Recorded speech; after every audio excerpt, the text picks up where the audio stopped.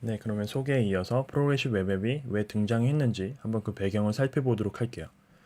첫 번째로 보실 거는 모바일 시장의 폭발적인 성장이라고 하는 부분인데요. 이 부분이 바로 생각해보면 프로그레시브 웹 앱이라는 거는 모바일 시장이, 그러니까 모바일 기기가 2000년도 중후반 때 나왔었죠. 그게 스마트폰이 나오면서부터 사람들이 PC보다는 모바일 단말기를 이용해서 웹 브라우저를 더 많이 접속하게 되고 실제로 PC보다 모바일을 더 많이 사용하게 돼요.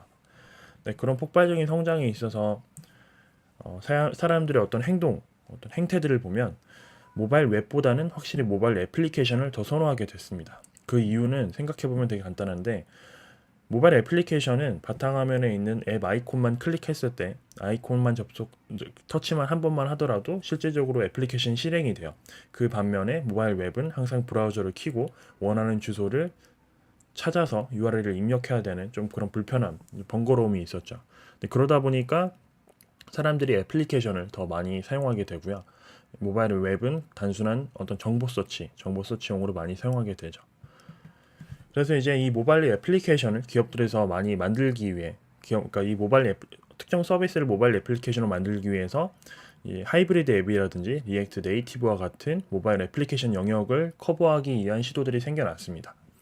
하이브리드 앱 같은 경우에는 웹 애플리케이션, 그러니까 웹 개발자가 웹 기술을 가지고 모바일 앱을 개발할 수 있는 어떤 일종의 프레임워크라고 보시면 되고요. 그리고 그런 특징들이 있다가 이제 좀 어떤 네이티브 애플리케이션, 그러니까 모바일 애플리케이션과의 좀 차이점이 있었어요. 예를 들어 성능이라든지 기타 어떤 부수적인 좀 관리 문제성 때문에 이제 리액트 네이티브라고 하는 또 새로운 어떤 모바일 애플리케이션을, 그러니까 웹 기술로 모바일 애플리케이션을 만들 수 있는 그런 도구들이 나오기 시작했습니다.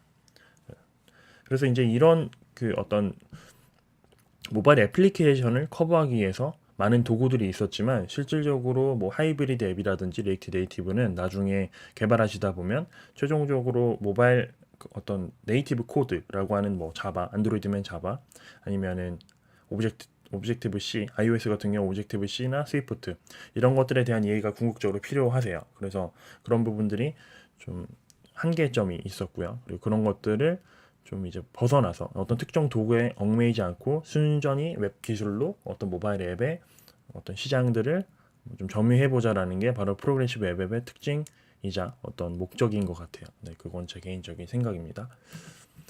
그리고 오프라인 웹앱의 필요성이 가장 중요한데 이거 같은 경우에는 우리나라 같은 경우에 인프라가 되게 잘 돼 있어서 웹도 빠르게 접속할 수 있고 인터넷도 빠르기 때문에 확실히 오프라인 웹에 대한 필요성이 많이 떨어지는데 반면에 이제 해외에 나가 보시면 해외에는 대부분의 어떤 나라들이 낙후된 인프라 환경에서 되게 느린 인터넷으로 웹사이트를 이용하고 계세요. 그래서 특히 뭐 영국이라든지 아니면 뭐 유럽의 어떤 지하철 가보시면 그러니까 지하철 안에서 인터넷을 연결하는 게 정말 어렵습니다. 그래서 대부분 책을 더 많이 읽으시고 단말기 그러니까 모바일로는 뭐 하지는 않으시는 것 같아요.